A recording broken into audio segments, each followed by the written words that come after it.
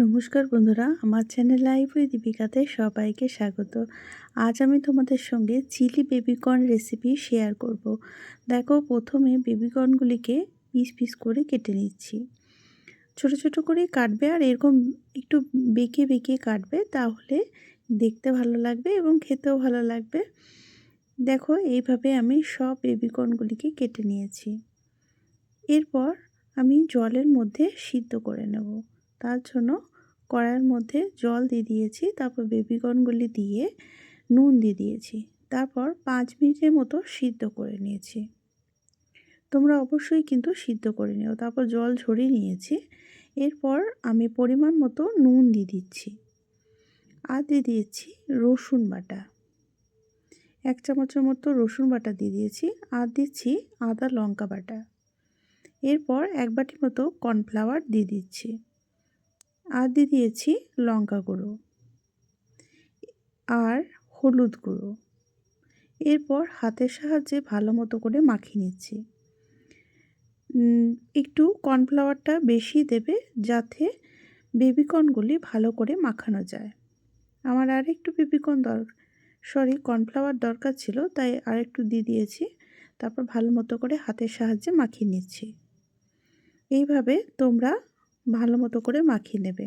তারপর আমি একটু রেস্টে রেখে দিয়েছিলাম প্রায় 20 মিনিটের মতো। তারপর কড়াইয়ের মধ্যে সাদা তেল দিয়ে বেবিকর্নগুলিকে মিডিয়াম আঁচে ভেজে নিয়েছি। লাল লাল করে ভেজে নিয়েছি আর এতটাই ক্রিস্পি হয়েছিল, এমনিও খেতে দারুণ লাগছিল। আমরা তো বেবিকর্নের পকোড়াই 2-1টা খেয়ে নিয়েছিলাম। দেখো কত সুন্দর দেখতে লাগছে। এরপর আমি বেবিকর্ন চিলি বানাবো।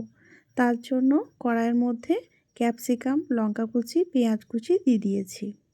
তারপর ভালো মতো করে ভেজে নেব আর একটু নুন দিয়েছি। তবে নুনটা দেখে শুনে দিও, কারণ এর মধ্যে সোয়া সস, টমেটো সস সব কিছুই পড়বে।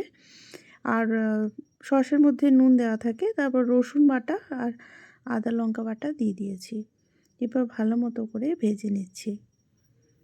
এরপর আমি দিয়ে দিচ্ছি টমেটো কেচাপ আর দিয়ে দিয়েছি সোয়া সস। এরপর ঝালের জন্য লঙ্কা গুঁড়ো দিয়ে দিচ্ছি। তারপর ভালো মতো করে নাড়াচাড়া করে নিচ্ছি। এরপর বেবিকর্নগুলিকে দিয়ে দিয়েছি। এরপর বেবিকর্ন শুদ্ধ ভালো মতো করে ভেজে নেব। তোমরা নিশ্চয়ই কোনো স্টলে, বিয়েবাড়িতে সব জায়গায় খেয়েছো বেবিকর্ন।